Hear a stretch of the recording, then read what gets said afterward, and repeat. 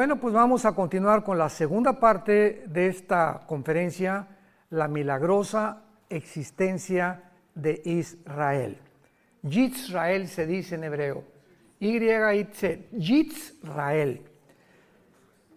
Cuando abordamos el tema o el tópico de Israel, es imprescindible, sobre todo ya que estamos aquí, entender por qué Dios escogió esta nación. Dios, en primer lugar, es un Dios de orden y es un Dios de diseño.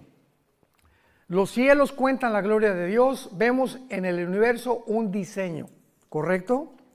Y vemos un orden, o sea, la Tierra gira en 24 horas sobre su eje, con una inclinación de 23 grados y medio exactamente sobre su eje, en 365 días alrededor del Sol. Gracias a este movimiento alrededor del Sol, tenemos las 4 estaciones del año. Y la Tierra no se mueve de su eje, gira a la misma velocidad de rotación y de traslación. Entonces, vemos en todo el universo un orden y un diseño que es imposible de romper. Las galaxias están cada día extendiéndose y durante muchos años los físicos o los científicos o astrónomos estuvieron tratando de determinar si la Tierra giraba alrededor del Sol o el Sol giraba alrededor de la Tierra.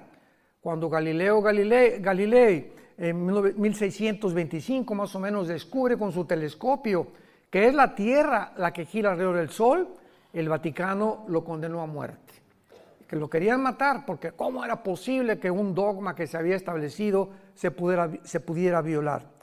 Y después pasaron diferentes posiciones y una de ellas fue algo que se acaba de descubrir, que realmente si la Tierra o la materia era eterna o fue creada.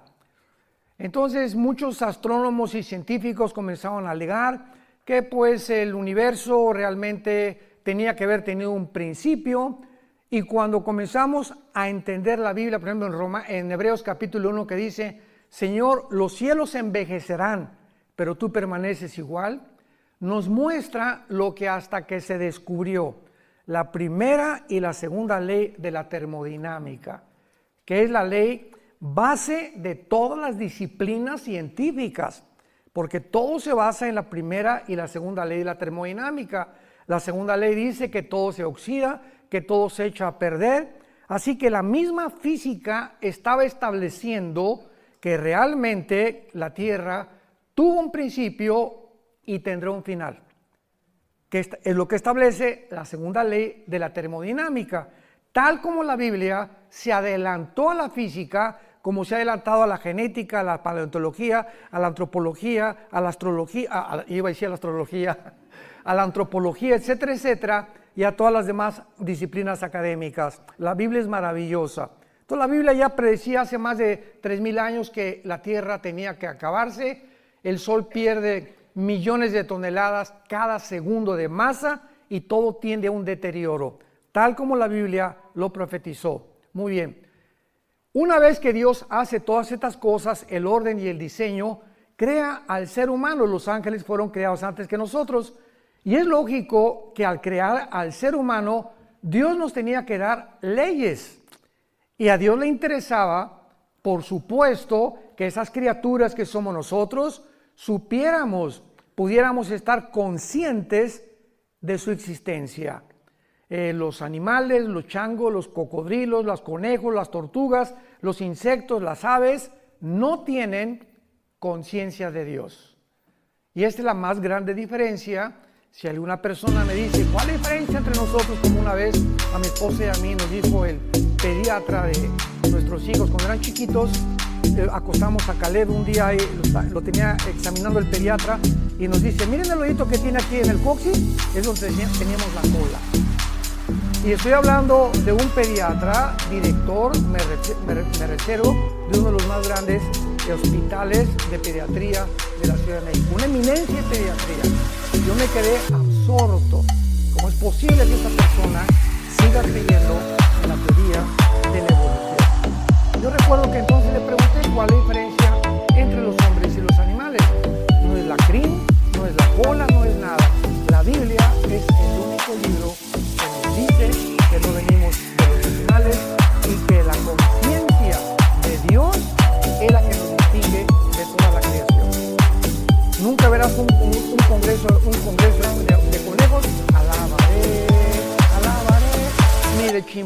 chimpanzés, ni de orangutanes, ni de delfines, que son los animales más inteligentes, ni de perros, porque la conciencia de algo o alguien que existe, dice Eclesiastés 3:11, que Dios puso la eternidad en tu corazón y en mi corazón. No ha existido una sola tribu, una sola civilización, jamás en la historia que no haya adorado a algo o a alguien. Como dijo una vez el doctor Sigmund Freud, el hombre es un ser humano religioso y completamente equivocado, porque Dios no puede ser adorado más que a través de la mente y no del espíritu. De alguna manera, él reconoció que el hombre es una persona incorregiblemente religiosa. Entonces, al crearnos Dios, él tenía que escoger un puntito en el globo terráqueo, un puntito geográfico, donde él pudiera determinar, y a través de los 6,000 años de historia, que todas las naciones se concentraran en ese puntito que él puso, porque dice Ezequiel capítulo 5, versículo 5, que Israel es el ombligo de Dios. Esa palabra hebrea que dice es el centro, la palabra en el hebreo ombligo, es el centro de Dios. Así lo escogió Dios. ¿Y por qué no México? Porque no le dio la gana a Dios. ¿Y por qué no Guatemala? ¿Y por qué no España? Y si no los alemanes hubieran dicho, ¿y por qué no los ingleses? El asunto es que Dios tenía que escoger un punto para que la atención principalmente de las profecías de los últimos tiempos, que estamos nosotros y somos la generación que la estamos enfrentando, pudiéramos recordar hoy más que nunca venir a la Biblia. Y esta es la generación que ha llegado a la cúspide de la tecnología. Y esta tecnología es la que está enloqueciendo y convirtiéndose en un Dios para los seres humanos. Entonces Dios escoge a Abraham y le dice a Abraham, ven para acá. Abraham no era judío, viene de Irak y lo trae de una tierra completamente, todavía no se formaba Israel, pero él habitaba en Irak, casi cerca con Siria, porque en el Antiguo Testamento Siria e Irak era la tierra de la Mesopotamia, que significa la tierra entre dos ríos, entre el Tigris y el Éufrates. Entonces viene Abraham, Dios le hace la promesa a Abraham, y de Abraham viene Isaac, viene Jacob, vienen las 12 tribus de Israel, de las 12 tribus viene la tribu de Judá, de donde nacería Jesucristo el Mesías. Entonces Dios comienza a establecer, ¿qué cosa?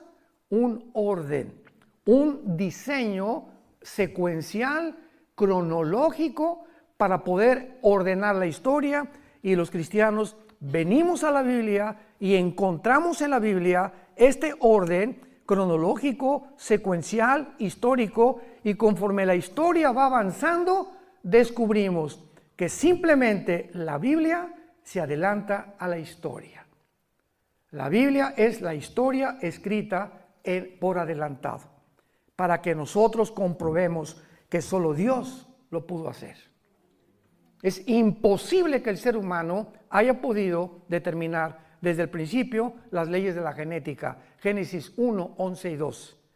Las semillas tendrán su semilla y se reproducirán de acuerdo a su género y especie. El chango conforme a su género y especie. La naranja tendrá una semillita y contendrá los minerales y las vitaminas que van a beneficiar al ser humano. Las manzanas van a ser manzanas, las uvas van a ser uvas. Todo absolutamente Dios lo determina a través de las semillas. El esperma del ser humano no puede mezclarse con un chango, ni tampoco un hombre con un hombre, ni una mujer con una mujer. Todo está establecido en el orden de Dios. Llegamos al siglo XXI, la tecnología nos enloquece y nos atrevemos a tratar de decir que hay más de dos géneros, que ya es la locura, ya es la psicopatía, como habíamos mencionado anoche. Entonces se forma la nación de Israel, y ya vimos hace 2 días para formar la primera nación monoteísta. Todas las tribus que habían alrededor de Israel eran paganas, idólatras, llenas de ocultismo, adoraban a Satanás o a Baal sin que ellos supieran, a Astoret, a Astaratis y a todos estos ídolos que dice la Biblia, detrás de ellos se encontraban demonios. Entonces Dios escoge una nación para que a través de ellos venga el Mesías, y a través de todas las generaciones llegamos a Lucas y llegamos a Mateo, encontramos algo completamente excepcional en la historia de la heráldica del ser humano. ¿Qué cosa es? ¿Tú te acuerdas quién es tu la abuela? Ahora saben lo que acaban de descubrir dentro de la genética, que genéticamente tú puedes decir, bueno, pues porque mi esposo y yo no hicimos un examen que mandamos salir o no sé qué cosa, y nos dijeron que teníamos mezcla de qué nacionalidad. Pero se está descubriendo que no puedes llegar a más de 5 o 6 generaciones, porque tal vez octava o décima generación tenías otra ascendencia completamente diferente, porque hasta antes de la séptima o 8ª generación, genéticamente es imposible ya deducir de dónde vienes tú, o sea, tu origen realmente. El único ser humano al que se le puede trazar su genealogía desde el principio de la creación es a Jesucristo. Que está la generación desde Abraham, para darnos cuenta en Lucas y en Mateo, hijo de tal, hijo de tal, hijo de tal, y termina María y termina siendo la madre del Mesías. Entonces, cuando Jesús apareciera, él tenía que tener credenciales y él tenía que demostrar al mundo que él era el Mesías. Y cualquier persona que quisiera investigar, historiador o geólogo o antropólogo, la historia y la ascendencia de Jesucristo, la podía encontrar. Es la única persona que se le puede trazar la genealogía desde Abraham. Y lo hizo Dios a propósito para que entendiéramos que a través de esa nación que es Israel, era el único pueblo monoteísta. Y por eso hizo que expulsaran a todos los cananeos, porque se mezcló la genética de los ángeles. Quisieron pervertir la genética en el capítulo 6 del Génesis, produjeron una raza híbrida. Fue el primer intento de Satanás de mezclar el esperma con otro esperma, una semilla con otra semilla, prohibido por las leyes de la genética de Dios. Tú no puedes mezclar un caballo con una burra porque nace una mula y la mula es híbrida. Ya no se puede reproducir porque violó las leyes de la genética de Dios, que hasta 1954 se descubrieron. Hasta 1954. Por el doctor Crick y Watson, premios Nobel de Medicina. Muy bien. En segundo lugar, lo vimos también, pues Dios es el legislador de la moral. ¿Quién puede decir que es bueno o que es malo, menos en el tiempo que hemos llegado? Precisamente por ignorar las leyes de la Biblia, se inventan más géneros. Y nada más hay 2 géneros. Y ya cerrando la Biblia, la biología nos dice que somos macho y hembra, varón y hembra, por el cromosoma Y y por el cromosoma 2X de las mujeres. Y el momento que el esperma de mi papá fertilizó el óvulo de mamá, en el momento de la fertilización, los 23 cromosomas de mi padre y los 23 cromosomas de mi madre forman un cigote de 46 cromosomas, y en ese momento de la fertilización somos hombre o mujer. Desde la fertilización está determinado el sexo que tú y yo íbamos a hacer. Esto es impresionante. Y ya esta información del cigote, ¿verdad? Ya dice, tú vas a ser hígado, tu páncreas, tu sistema nervioso, tu corazón, tu piel. Imaginémonos el mecanismo y la inteligencia que existe dentro de una célula. Y tenemos billones de células, todos los seres humanos, conteniendo una información inteligente. Si yo voy en la playa y me encuentro un papel que dice, Chencho, te quiero, te callites y no me recogites. Bueno, este papel no lo escribieron los caracoles, ni los delfines, ni los changos, porque hay una comunicación inteligente, llámale como le quieras llamar. Pero aquí Chencho le está diciendo a su chencha que por qué se cayó, etcétera, etcétera. Esto no fue creado por las arenas de la playa. Entonces inmediatamente deduzco que esto lo escribió un ser humano. Y cuando te metes al microscopio electrónico y descubres que en cada célula de las billones que tenemos existe un código genético con información por el amor de Dios. José María y el burrito que los acompaña, como decimos. Aquí tiene que haber alguien que pudo en el input, o sea, poner dentro de las células una información. Y esa información inteligente no fue accidental, ni se formó de la noche a la mañana. Tiene que haber alguien detrás de eso. Dios entonces nos da las leyes morales. Amarás a tu mujer, no robarás, no fornicarás, no desearás lo que tu prójimo tiene, me amarás con todo mi corazón, etcétera, etcétera, los 10 mandamientos. Ahí están mis leyes morales, representan mi santidad. Yo soy un Dios santo. Si tú respetas mis mandamientos, te voy a bendecir. Y te irá bien en la vida, en todo lo que hagas. Si yo les dijera ahorita a todos ustedes, ¿quién quiere ser feliz? Solamente un loco diría, no, yo no quiero ser feliz. ¿Quién quiere tener paz? ¿Quién quiere que le vaya bien en la vida? Todo el mundo levantaría su mano. La segunda pregunta que te haría sería, ¿quieres pagar el precio? ¿Cuál es? Ser santo en toda tu manera de vivir. Y cuando hablo de la santidad, hablo del corazón, no de la boca para afuera. Porque Dios conoce las intenciones, lo que pensamos y los deseos que tenemos en el alma. Así que cuando nosotros comenzamos a entender ¿qué es el temor de Dios? El temor de Dios es la conciencia que Dios las 24 horas del día me observa. Sus párpados ven, sus ojos examinan a los hijos de los hombres. Él sabe lo que tú estás pensando ahorita, con qué soñaste, con qué te levantaste, cuando vas en tu carro, todo absolutamente Dios toma nota. Y conforme pasan 3 semanas, Pancho Pantera, yo tenía un plan para él y quería que subiera el siguiente escalón de mi conocimiento. Pancho Pantera se va a tener que esperar 3 meses porque lo tengo que traer primero a hacerlo entender que si sigue en desobediencia va a seguir retrasando su desarrollo espiritual y las bendiciones que tengo para él. El pueblo judío, ¿cuántos esperó? 40 años en el desierto. 40, porque no entendieron. Geométricamente, una línea recta es un punto que te llega a otro y continúa. Un círculo en la geometría es un punto que parte y regresa al mismo lugar. ¿Qué hicieron los judíos? 40 años en el desierto, círculos.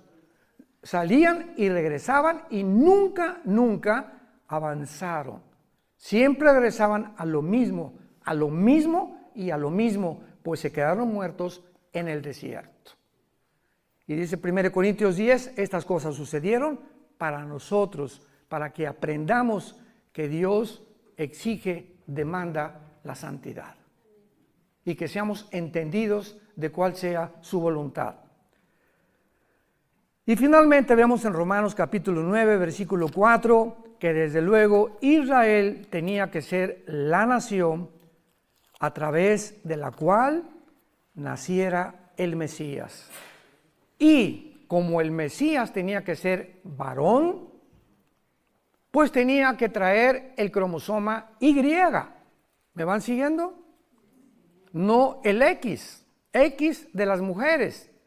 Entonces, cuando visita el ángel Gabriel a María y le dice, vas a ser mamá, dice María, pues José y yo ni a Cancún nos hemos ido, ni la luna de miel, y me van a acusar de adúltera, y va a pagar un precio altísimo a María de embarazarse sin estar casada. Y a José igual, imaginémonos nada más, José amanece con la pancita, María, oye, ¿qué pasó? ¿El lechero pasó por aquí o qué fue lo que sucedió, no?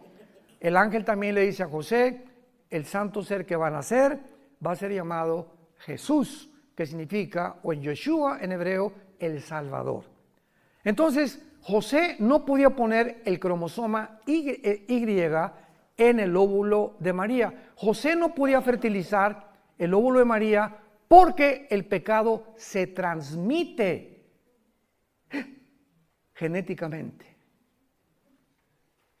¿A través de qué? A través de la sangre. Dice la Biblia, te permito todo menos comer sangre. ¿Cuál misterio tenía la sangre? ¿Y por qué sería la sangre de Cristo la que nos limpiara? Porque la sangre representa la vida. Levítico 11:17, cuando Jesús derramó su sangre, derramó su vida. Dice Levítico 11:17, porque la vida de la carne está en la sangre. Apunta a esto.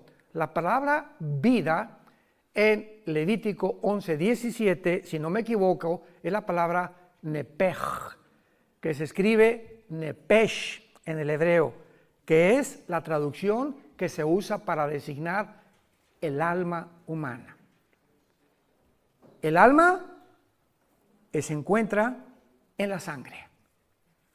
El espíritu lo da Dios en el momento del nacimiento. Pero el alma se transmite de generación en generación.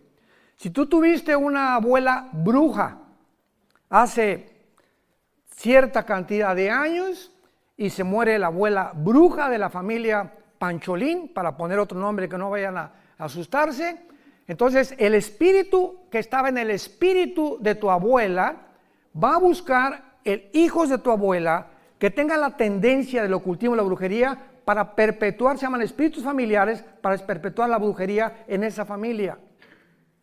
Y en esa familia puede haber personas que comiencen a tener disque fenómenos telepáticos o presencias extrañas en su vida, o que lean las cartas, o como un judío hace algunos años que fue a México que doblaba a distancia cucharitas y hacía que se detuviera el reloj, supuestamente con poderes que no existen más que a través de demonios en la mente humana, haciéndonos creer que somos superhombres y que somos diferentes a los demás seres humanos. Entonces, cuando estudiamos profundamente la Biblia, podemos entender tantas cosas que suceden a nuestro alrededor. Ahora, muy bien, el milagro más grande por lo cual nació Israel en el 48, porque recordamos que en el Antiguo Testamento Dios le dijo a Israel, adiós, no me van a volver a ver hasta que yo regrese. Y entre mi ida cuando ascienda al cielo, Oseas 5 y Oseas 6 del 1 al 2, me voy a ir y van a pasar 2 días, que son 2000 años, cuando ustedes, le está hablando a los judíos, me digan Baruch Hashem Adonai Elohim, bendito el que viene en el nombre del Señor. Van a pasar 2000 años, desde que yo me vaya hasta que yo regrese.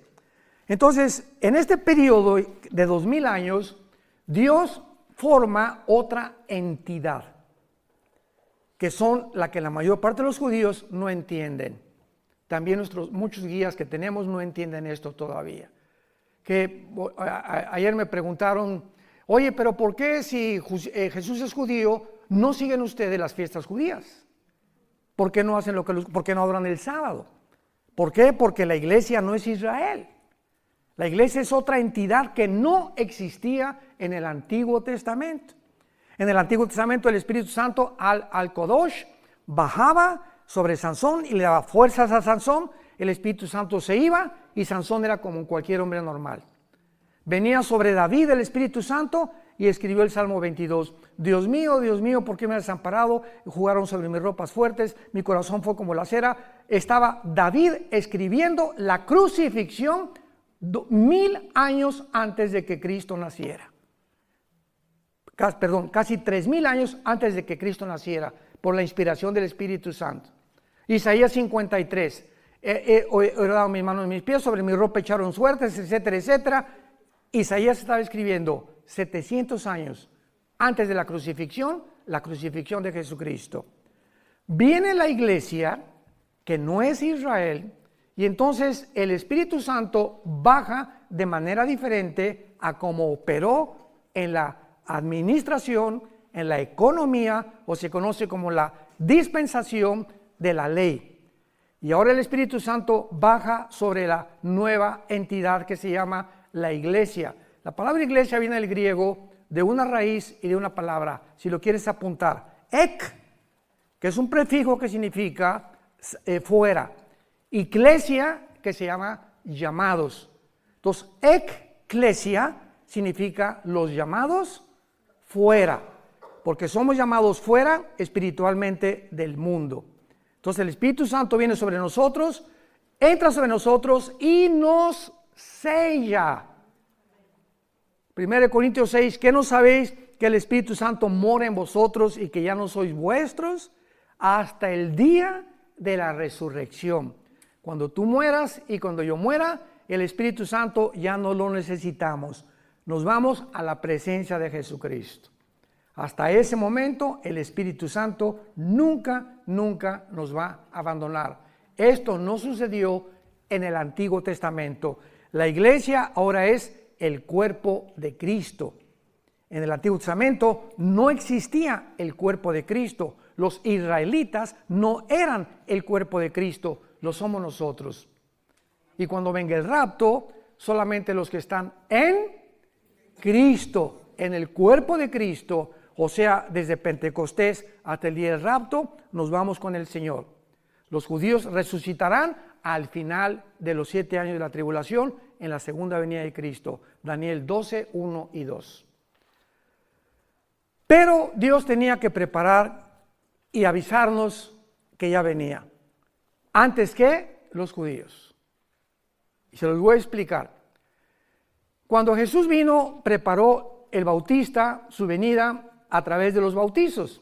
Y comenzó el Bautista a gritar: arrepiéntanse y hagan frutos de arrepentimiento, porque viene alguien que no soy digno de desatar sus zapatos.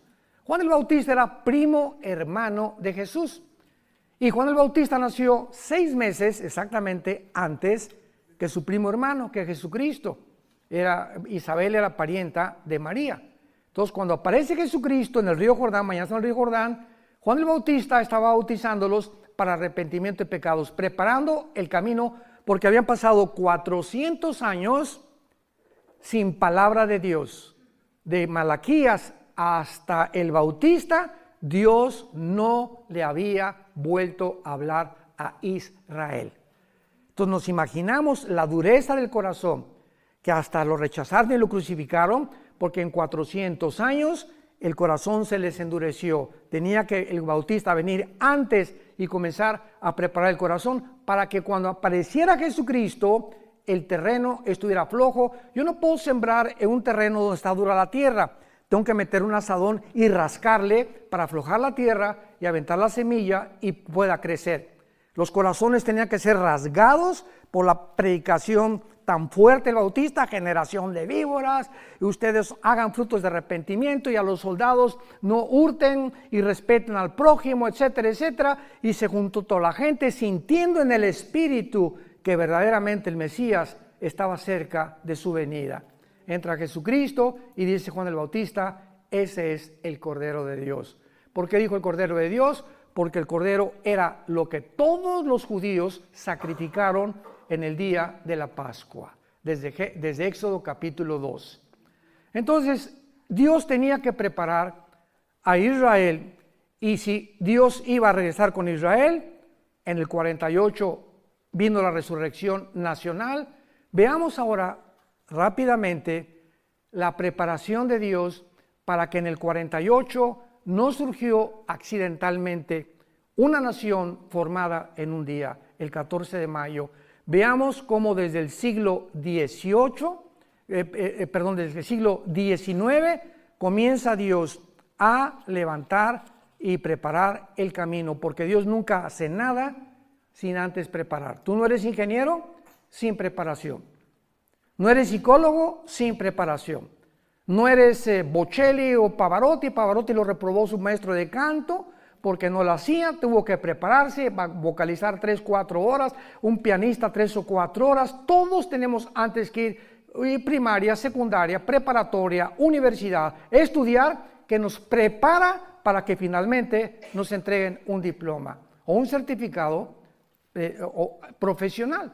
Entonces Dios también trabaja de la misma manera. Él no puede actuar de una forma accidental. Y cuando descubrimos lo que hizo Dios antes, para que veamos cómo estos eventos de la historia no fueron accidentales, nos va a abrir los ojos para comprender la grandeza de Dios.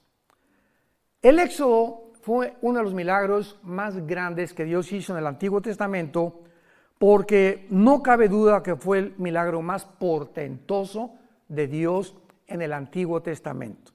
Rodeados por un lado los egipcios, enfrente del mar, ahora sí que para esto nos sacaste, Moisés, estamos entre la espada y la pared, y de una forma milagrosa le dice Dios a Moisés, diles que se estén quietos, shalom, que no se muevan y que vean lo que voy a hacer.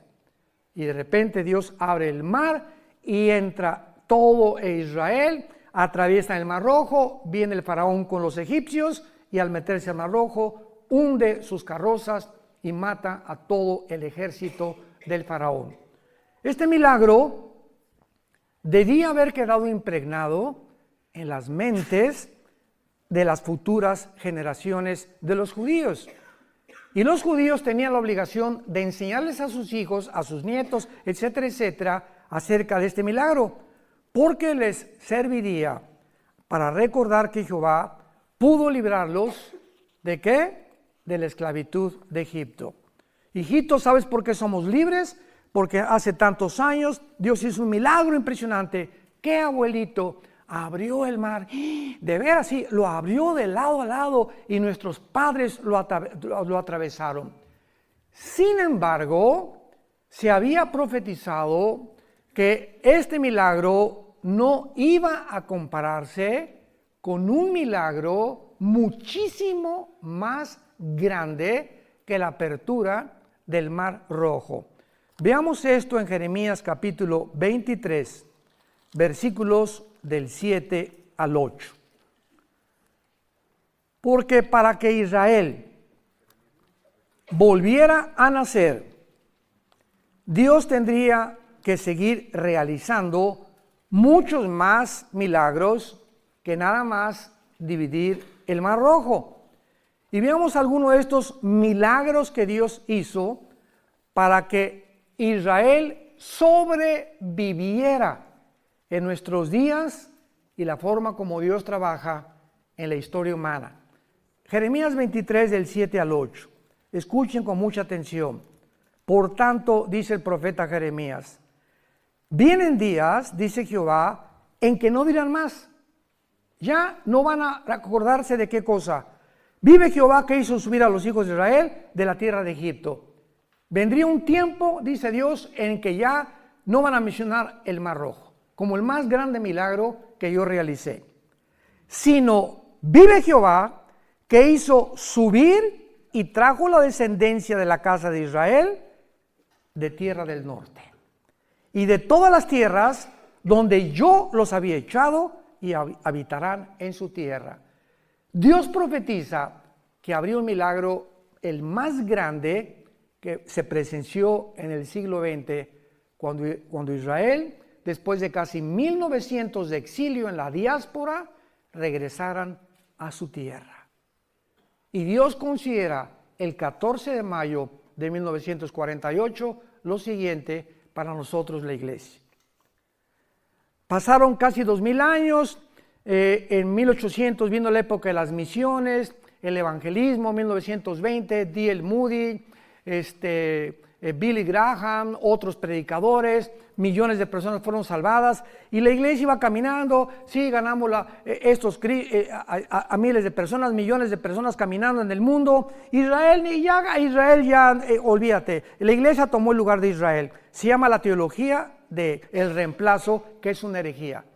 Y comenzó a predicarse en las iglesias cristianas, que ya Dios se había olvidado de Israel, que la iglesia tomaba el lugar de Israel y que Dios ya no tomaba en cuenta a Israel. Y de repente, ¡boom!, volteamos los ojos.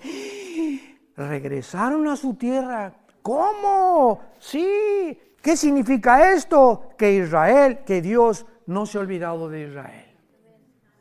Y que si está cumpliendo con aquel pueblo apóstata que lo abandonó, que lo crucificó, y regresa a Dios a decirnos, no he acabado con ustedes, a ellos los comienza a sacudir también, y la iglesia, para que abramos los ojos desde el 48 y sepamos que ha comenzado la cuenta regresiva de nosotros.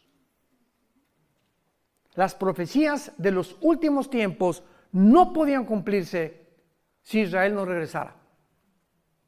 Si Israel no regresaba, ¿quién iba a construir el templo? La Biblia menciona que va a haber una reconstrucción del tercer templo de los judíos. Si Israel no regresaba, ¿a quién va a perseguir el anticristo? Si Israel no regresaba, ¿cómo podían cumplirse todas las profecías que Dios le hizo a Abraham, Isaac y Jacob, Jeremías, Malaquías, Zacarías, etcétera, etcétera? Entonces era necesario que Israel regresara a su tierra para que comenzaran a cumplirse las profecías de los últimos tiempos. Charit en el hebreo, los finales días o los finales tiempos. Y todo el libro de Daniel, capítulo 2, capítulo 5, capítulo 7, capítulo 8, capítulo 10, 11 y 12 de Daniel, todas las menciones que se hacen de las profecías de Daniel y las visiones de Daniel, todas se relacionan con el final de Israel en los últimos tiempos, y la señal más grande es cuando regresaron en el 48. Ahora, muy bien, ¿cómo comenzó Dios a preparar el camino para que resucitara Israel en 1948? Número 1, vean ustedes en el libro de Esdras, en el Antiguo Testamento, la forma como trabaja Dios. Vamos a comenzar desde el Antiguo Testamento, cómo Dios trabaja, para que entendamos cómo comenzó a trabajar con un judío llamado Teodoro Herzl en el año 1800. Dice Esdras capítulo 1, versículo 1. Esta revelación es increíble.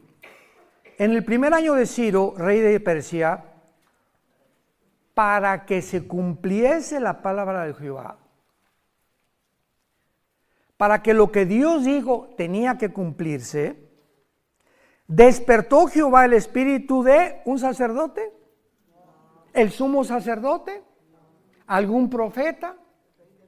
Dios tiene que trabajar a través de los gobiernos. Despierta al rey de Persia, que es actualmente Irán, porque hasta 1935 Irán se llamaba Persia y se le cambió el nombre a República de Irán. 1979, República Islámica de Irán, cuando sacaron al Shah, y entonces se establece el Islam en Irán como la religión, porque ellos son persas, no son realmente musulmanes ni árabes tampoco. Entonces Dios despierta a un rey, y este rey, ¿para qué lo despertó Jehová el Espíritu de Dios? Escuchen, hermanos, Dios tiene el poder también de obrar en las personas que no son cristianas. Porque en Isaías se le llama a Ciro el siervo de Jehová. Y muchas veces Dios trabaja en personas, en personajes, principalmente en gobernantes, para cumplir sus propósitos. Versículo 5. Entonces se levantaron los jefes, ya vemos aquí al pueblo de Israel, se levantaron los jefes de las casas paternas de Judá y de Benjamín, y los sacerdotes y levitas, todos aquellos cuyo espíritu despertó Dios. Subrayen esto los que trajeron sus Biblias. Cuyo espíritu despertó Dios para subir a edificar la casa de Jehová, la cual está en Jerusalén. Dios trabaja con el gobierno, porque si Israel no tenía el apoyo del gobierno, no podía Dios cumplir su palabra. Dios tuvo que concientizar al Dios Artajerjes, Nehemías capítulo 2, para que Nehemías regresara a restaurar las murallas de Jerusalén. Cuando Nehemías se presenta ante el rey Artajerjes de Persia, le dice: Señor, ora, dame gracia ante el rey, porque si tú no me das gracia ante el rey, no se va a cumplir tu palabra. Y Dios, cuando viene Nehemías y le dice, él era el copero del rey, y un copero es el que probaba el vino para que no envenenara al rey.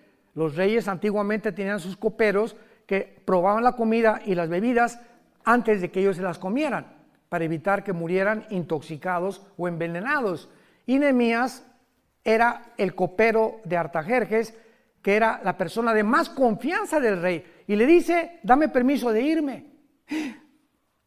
Tenía que Dios trabajar forzosamente en el corazón del rey para que Nehemías se pudiera ir, para que se cumpliera la palabra.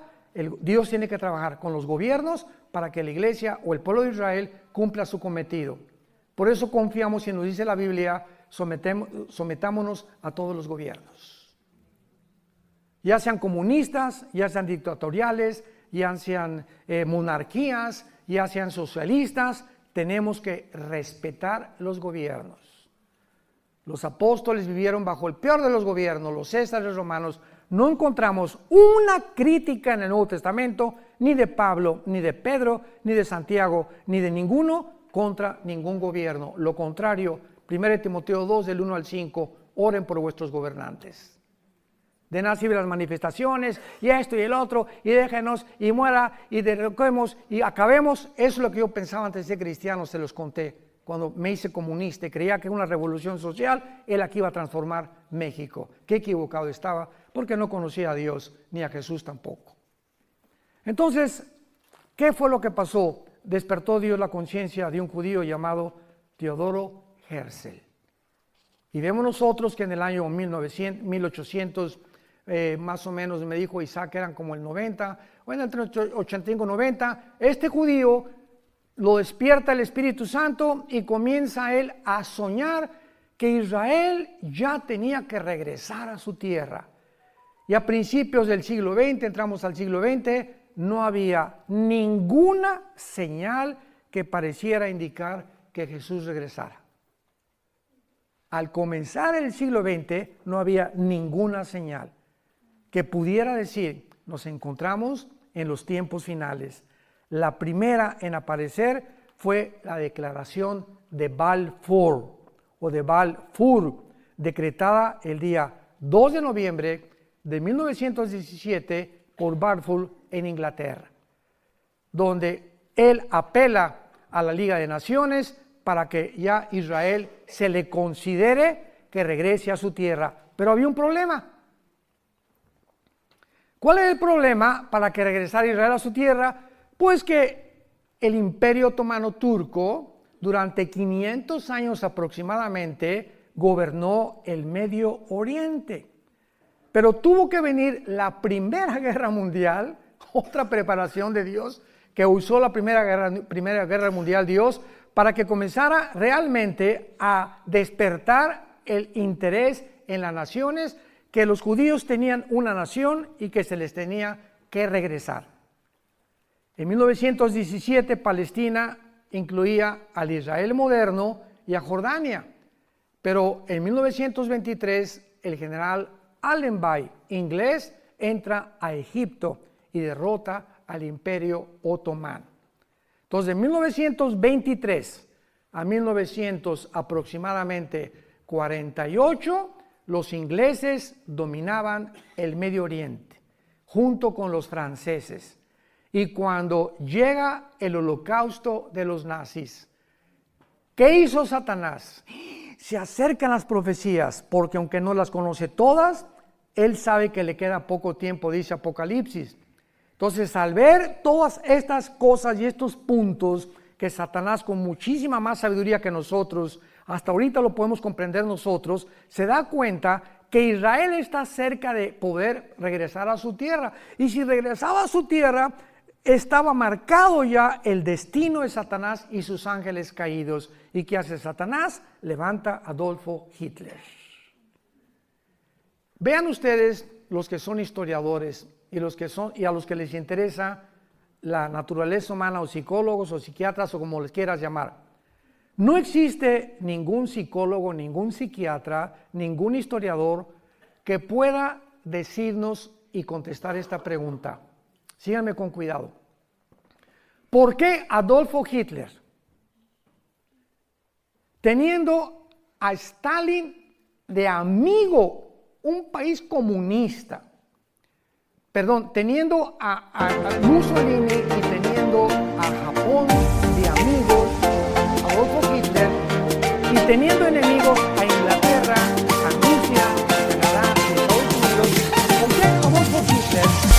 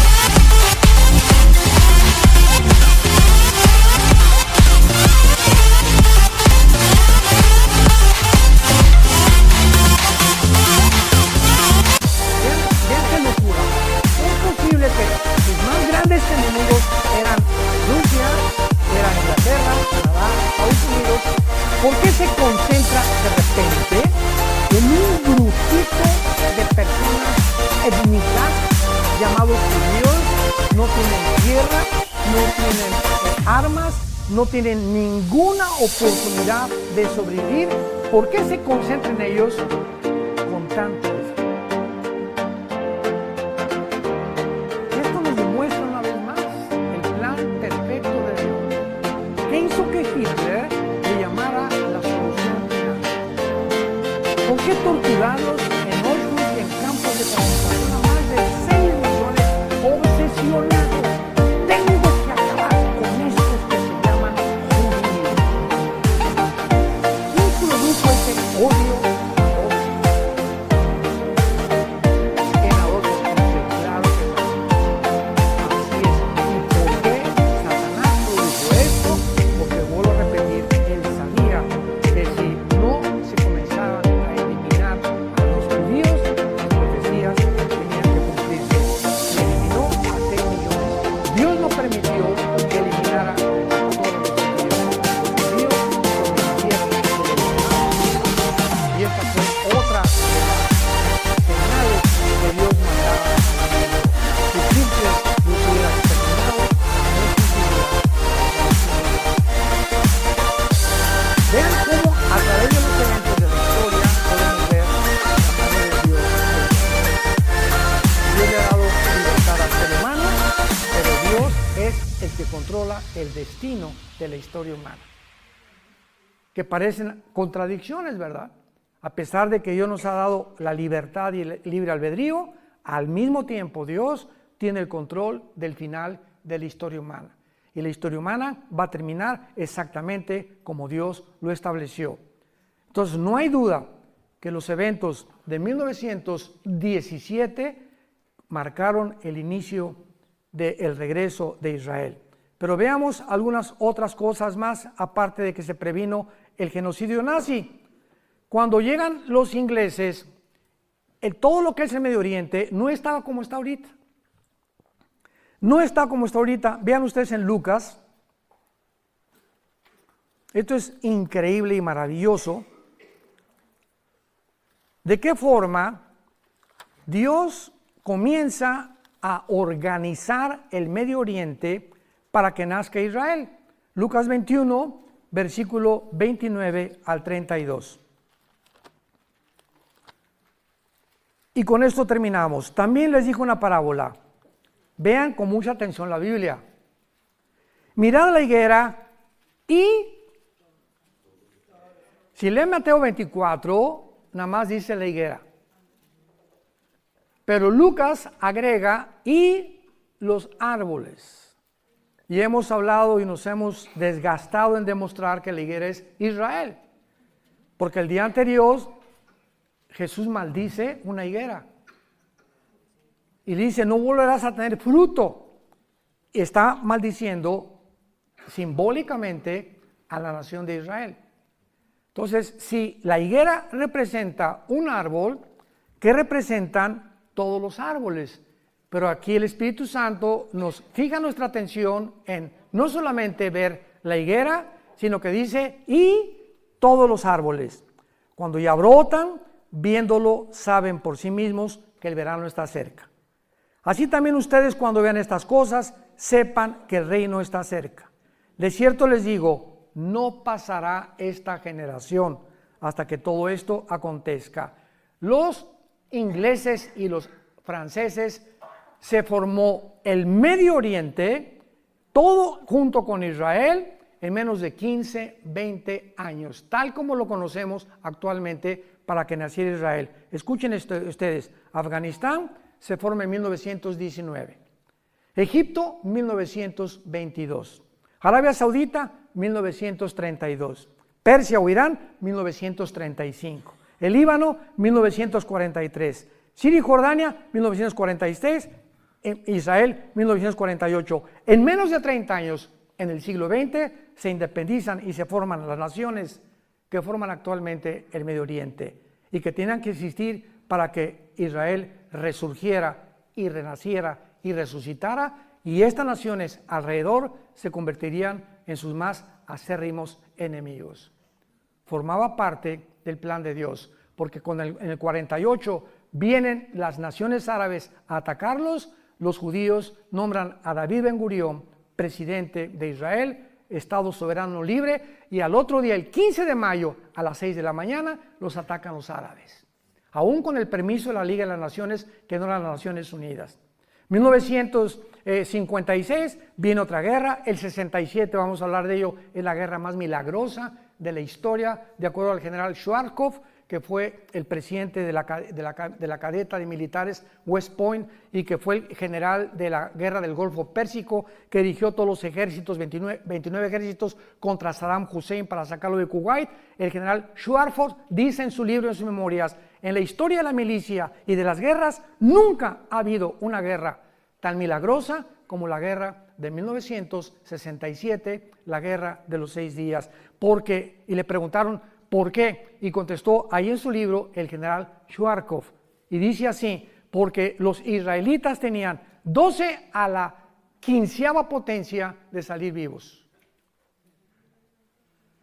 ¿Conocen ustedes lo que se llama la ley de las probabilidades?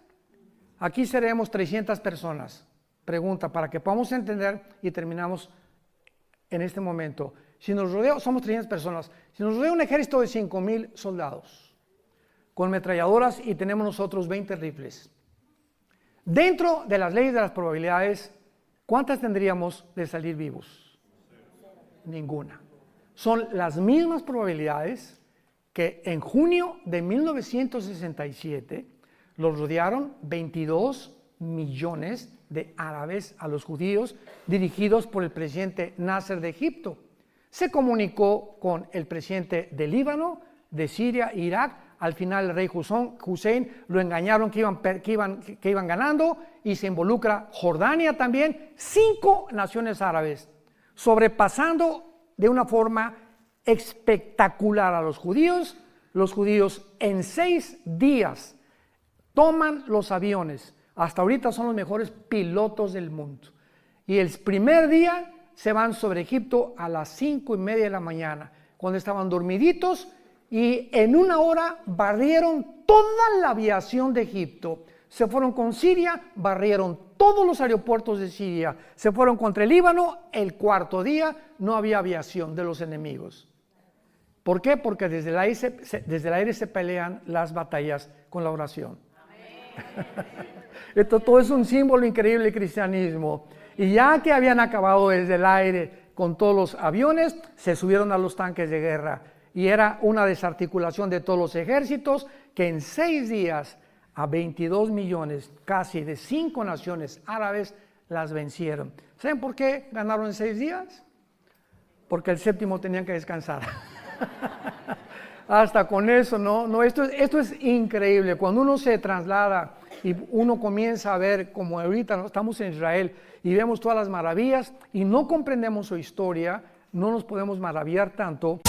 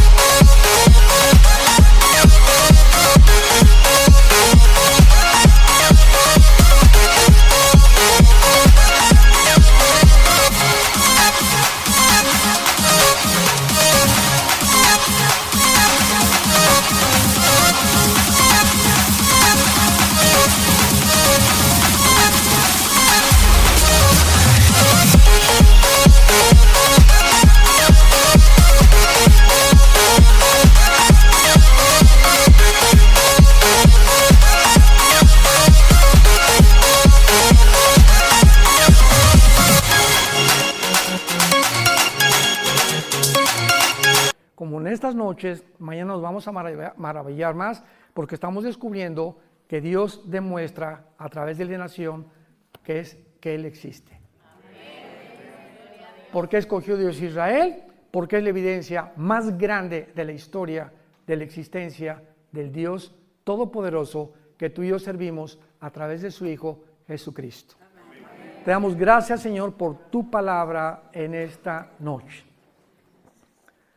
Gracias, Señor, por dejarnos escrito estas maravillosas revelaciones y hacernos comprender que eres un Dios de orden, eres un Dios de diseño, que has escogido la historia para escribirla, para que nosotros recurramos a las Sagradas Escrituras y podamos descubrir mediante la guía del Espíritu Santo las verdades escondidas. Porque tu palabra dice en Colosenses 2 que en Cristo están escondidos todos los tesoros de la sabiduría y del conocimiento. Y si tenemos a Cristo entre nosotros, su sabiduría y este conocimiento, Él quiere cada día impartirnos más y más y más. Porque el camino del justo es como la aurora, que va en aumento hasta que el día es perfecto. Pero muchos pueden detener este crecimiento y esta madurez por pecados no confesados. Por creer que el mundo nos puede ofrecer cosas más bellas y con mejores valores que la palabra de Dios. Como dice Salomón en el capítulo 3 de Proverbios, adquieran sabiduría e inteligencia porque vale más que los diamantes, que las joyas, que las perlas, porque los diamantes compran realmente las cosas materiales, pero la sabiduría te hace vivir en bienestar con tu esposa, con tus hijos, y la sabiduría te va a enseñar a qué cosas en la vida debes dedicar tu existencia. Gracias, Padre, por tu palabra y por la sabiduría dentro de nosotros, inexplotada, que todavía permanece Jesús esperando revelarnos a través de nuestra consagración cada día más y más para su gloria eterna. En el nombre de Jesús. Amén.